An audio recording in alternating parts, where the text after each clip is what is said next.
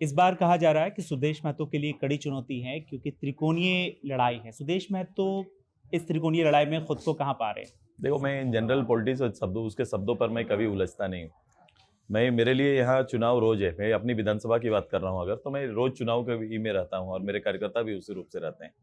Candidate के खड़े हो जाने से कोई कौन तैयार नहीं होता। 16 लोग लड़ रहे हैं, जो है वो कोई ना कोई कुछ ना कुछ वोट का हकदार होंगे, तो वो विषय नहीं है। यहाँ पर लोग एकदम निश्चित हैं और निश्चय के साथ हैं।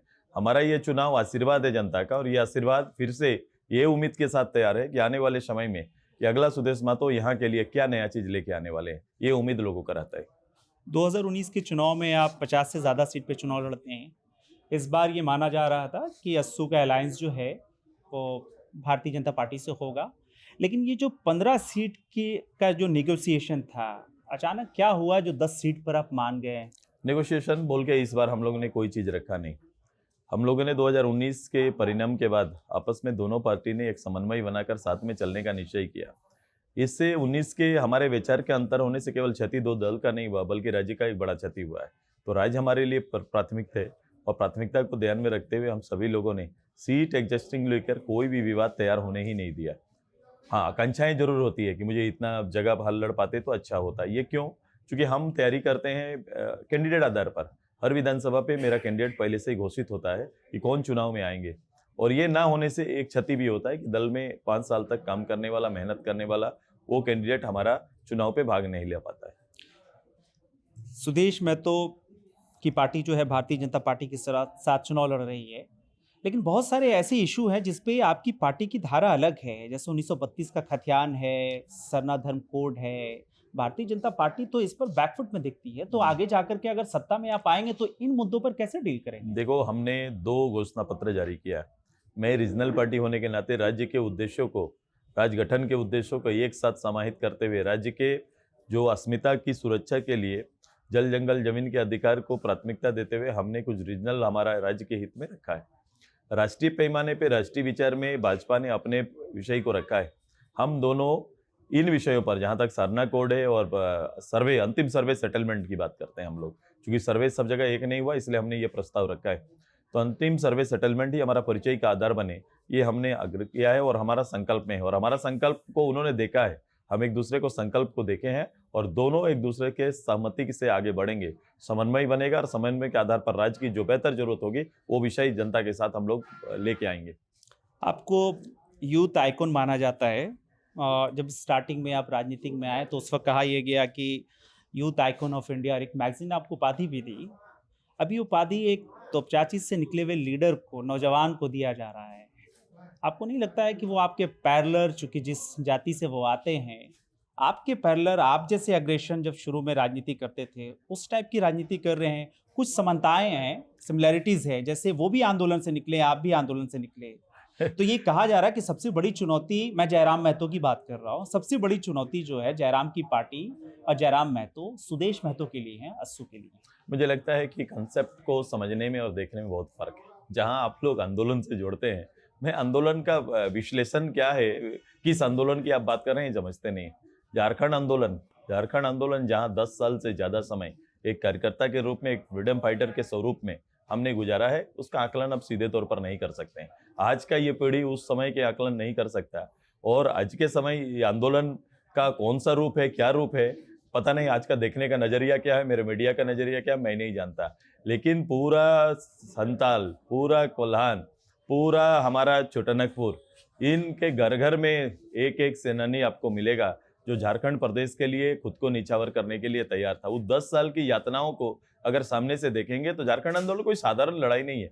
झारखंड आंदोलन एक देश के लिए लड़ा गया फ्रीडम के रूप में, जैसे देश की लड़ाई लड़ी गई, आजादी की लड़ाई की तरह झारखंड के लोगों ने उसी स्तर का लड़ा है। इसलिए हम लोग कहते हैं ये प्रदेश गिफ्ट में नहीं मिला, झारखंडियों के संघर्ष से मिला है। और संघर्ष की इतनी बड़ी गाथा है जिसको पढ़ के, एक बाइबल की तरह है जिसको आप पढ़ेंगे तो पता चलेगा कि किस सीमा तक, किस हद तक लोगों ने इस प्रदेश के लिए लड़ा है। और रहा पॉलिटिकल का, अभी ये समय कोई किसी विषय पर, किसी व्यक्ति पर, मैं समझता हूं व्यक्तिगत रूप से अभी तुलनात्मक रूप से बात करने का समय नहीं है। मैं वोट की राजनीति में हम लोग हैं। वोट की राजनीति का एक सफर 20 साल का हो चुका है। 20 साल के इस सफर में लोगों को समझना, लोगों की भावनाओं को समझना, उसके अनुरूप काम करना एक संविधान के दायरे में शब्दों को नियंत्रित करते हुए लोगों की भावनाओं को जीतना, और ये एक लोकतांत्रिक प्रक्रिया में विधायक, विधानसभा या फिर प्रशासन के रूप में हमारा जो काम और जो उल्लेख है उसको आप पढ़ेंगे। इसीलिए लोग कंप्लीट रूप से इस चीज़ को मानते हैं। हमारा शुरुआती होता है हमारा एकदम जीरो से, वहां से लेकर यहाँ तक का सफर को लोग एनालिसिस करते हैं। जयराम पर आप आरोप लगा रहे हैं कि वो बहुत आतंक फैला रहे हैं और आतंक की राजनीति कर रहे हैं। वो जयराम आपके बारे में कुछ बातें कह रहे हैं। वो ये कह रहे हैं कि सुदेश महतो जो है उनको इलाके के लोग जो है वो नेता दादा के तौर पे देखना चाहते थे, लेकिन वो अफसर हो गए हैं, साहब हो गए, हीरो हो गए। तो मैं ये जानना चाह रहा हूँ कि ये तालमेल जो सामंजस्य है वो कैसे सुदेश महतो बैठा पाते हैं। अभी मैंने आपको देखा कि आप रीजनल लैंग्वेज में बात कर रहे हैं, लेकिन आपको कभी कुर्ते पजामे में जो ट्रेडिशनली जो कपड़ा होता है। देखो, मैं सीधे तौर पर आपको कह देता हूँ, कौन क्या कर रहा है, किसका कमेंट किया है, मैं नहीं जानता। मैं ना देखता हूँ ना किसी से कभी किसी को लफ्ज में अपनी बात कही है, अपने शब्द को यहाँ पर लाया है। मैं आज तक किसी भी नेता, ये कौन चीज होंगे, मैंने अपने पूरे पीरियड में किसी नेता को कभी टारगेट करके कोई विषय नहीं कहा। मेरा अपना सब्जेक्ट बहुत होता है। मैं डेवलपमेंट की सिवाय यहाँ पर मैं लोगों की प्रगति और लोकतांत्रिक जो प्रक्रियाएं हैं उनको समझना और उसके अनुरूप फिर चीज़ों को आगे ले जाना मेरे एकदम पैशन की तरह वही होता है। जहाँ तक मेरे पहनावे, मेरे रहने का जो स्टाइल है, उस पर जाओगे तो सुदेश महतो आज भी एक प्रो स्पोर्ट्समैन है। मेरा हर चीज़ आपको उसी अंदाज में मिलेगा। मैं खेल के मैदान, फुटबॉल के मैदान में भी, मैं क्रिकेट के मैदान में भी, दोनों मैदान मेरा आज भी सबसे प्रिय है। और पोशाक, मैंने कहा कि कोई हमको राजनीति और सेवा करने के लिए एक कोई ट्रेडिशनल पोशाक में आने की जरूरत नहीं है। जो स्पोर्ट्समैन स्पिरिट में मेरा जो पहनावा हमको जो जचता है, मैं वही पहनावे के साथ आगे काम करता हूँ। सुदेश महतो को टक्कर देने का जहां सवाल आता है तो वो यूथ है जो सुदेश महतो को टक्कर दे सकता है, वही हरा सकता है। और इस चीज को हम लोगों ने 2014 में देखा भी। सुदेश महतो सिल्ली, बताया जाता है कि सिल्ली में उन्होंने बहुत काम किया है, लेकिन एक यूथ खड़ा होता है और 2014 के चुनाव में सुदेश महतो को अलायंस में हरा देता है। फिर उपचुनाव होता है, उपचुनाव में भी हरा देता है। हार जीत इसका कभी आप आकलन नहीं कर सकते हैं कि उसके एक कोई कारण है। इंदिरा गांधी प्रधानमंत्री रहते हुए हार गई हैं। ये घटना होता है जब आप लोगों को समझने में या फिर जो वक्त हमको लोगों के साथ गुजरना है वहाँ कहीं ना कहीं कमी हो जाती है। तो ये कभी कभी लोग इस तरह का डिसीजन आता है। हार जीत राजनीति में कोई कॉमन चीज़ है, ये चलेगा। लेकिन अंततः जब व्यक्तिगत विश्लेषण होगा तो मैं जिसके लिए बना था, उन्होंने जिसके लिए विधायक चुना था, उसमें आज भी कोई जीते कोई हारे, फिट वो हम ही को पाते हैं। कहते हैं कि इस यहाँ के डेवलपमेंट के लिए कोई अगर फिट है तो केवल सुदेश महतो। ये बताया जाता है कि सुदेश महतो के सबसे बड़े नेता हैं, लेकिन अब इधर अगर 5 साल की बात करें तो कई नेता उभर चुके हैं कुर्मियों की। खुद जयराम जो है, मुझे लग रहा है आप चीजों को इस तरह से देखते हैं, जो कास्ट का होता है आपका देखने का नजरिया, आउटलुक जो आप कर रहे हैं, आउटलुक आपका उस कास्ट के होने का बात कर रहे हैं।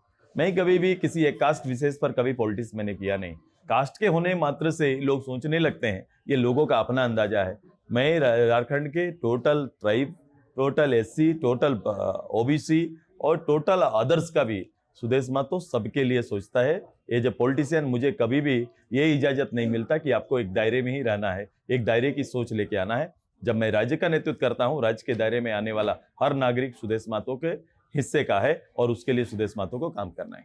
कुछ आपके पार्टी के भीतर के कुछ मुस्लिम नेता हैं जो बीजेपी की कैंपेनिंग से असहज हैं। शहरों का नाम बदलने की बात हो या आप बटोगे तो कटोगे जैसे नारे भी जो है इस राजनीति में देखे। सुदेश महतो इस कैंपेनिंग को कैसे देखते हैं? देखो, मैं कहीं भी जाता हूँ, मेरी पार्टी खड़ी है तो वहाँ के लोगों को जो भरोसा आता है वो भरोसा ये है कि सुदेश महतो आएंगे, इनकी पार्टी आएगी तो मेरे क्षेत्र में विकास होगा, डेवलपमेंट होगा। इससे इतर कोई सोचता ही नहीं, क्योंकि मैंने जिस चीज को गढ़ा है, मैंने जिस विषय पर परिचय बना है, वही विषय आज के दिन में उन क्षेत्रों के लिए मेरा बनता है। अगर सरकार बनती है एनडीए अलायंस की, तो आपकी पार्टी का क्या रोल होगा? भाई, मैं 81 विधानसभा पर लड़ रहा हूँ। एनडीए कोई 1, 10 और 67 गिन नहीं रहे हम लोग। मेरी लड़ाई पूरे राज्य में है और 81 विधानसभा में है। एनडीए जीत के आएगी। हमारी प्राथमिकताओं के आधार पर हम लोगों का जनहित के कार्यों को आगे बढ़ाएंगे। जेएमएम स्थानीय मुद्दा उठाती है, अस्सू भी स्थानीय मुद्दा उठाते हैं। फर्क है स्थानीय मुद्दा में। भविष्य में ऐसा होगा कि ये दोनों पार्टी मिलकर के सरकार बनाए? अभी तो फिलहाल यही है कि उनमें नियत नहीं है। झारखंड मुक्ति मोर्चा को ईश्वर ने 5 बार इस प्रदेश में ओत लेने का अवसर दिया है। पिता पुत्र को 5 बार अवसर मिला है। कोई ऐसा पद नहीं जहां पर ये लोग बैठे नहीं। लेकिन इस राज्य के जिस नियत के साथ आना चाहिए, जिस लोकेलिटी के साथ आना चाहिए, जिस स्थानीय मुद्दों के साथ आना चाहिए, एक भी स्थानीय मुद्दों का हल नहीं किया। ये लोग मुद्दों को जिंदा रखना चाहते हैं, फर्क मेरा इतना है कि मुद्दों को हम खत्म करना चाहते हैं। आपके ऊपर नेशनल गेम जो स्कैम हुआ था उस पे भी कुछ आरोप लगे थे और ये कहा जा रहा था कि सुदेश महतो का जो गठजोड़ इतना मजबूत है वो इसलिए भी है कि अमित शाह से वो बहुत करीब हैं। देखो, जो चीजें जिस विषय का आप रखना चाहते हैं उससे मेरा कोई ताल्लुकात है नहीं।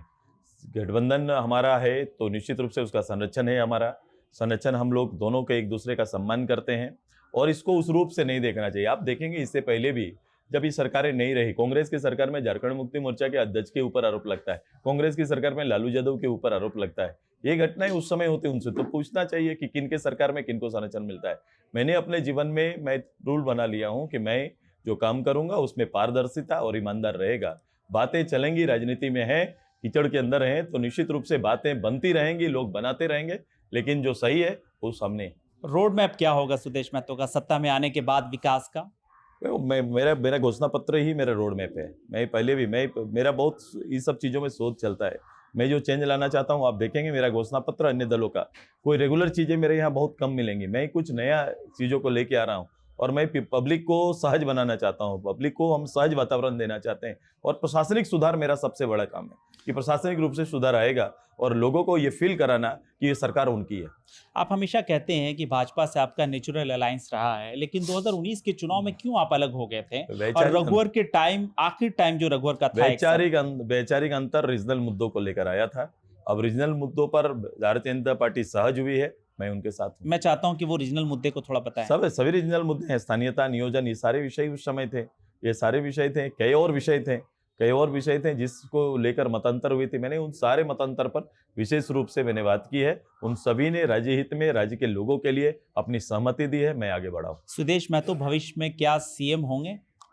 भाई ये होंगे या जनता तय करती है और गठबंधन तय करता है। गठबंधन तय करता है, क्यों नहीं होना चाहिए। तो ये कहा जाता है कि सुदेश महतो एक वोट तक सिमटे हुए हैं, एक सीट तक सिमटे हुए हैं, छोटा नागपुर के इलाके तक सिमटे हुए हैं। मैं ये जानना चाहता हूं कि भविष्य में क्या कभी सुदेश महतो सीएम के लिए भी अपनी पार्टी को आगे लेकर के जाएंगे? अभी जो सामने है ये गठबंधन जीत के आएगा, मैं उसी आसपास में आपको सेवा करते हुए दिखूंगा।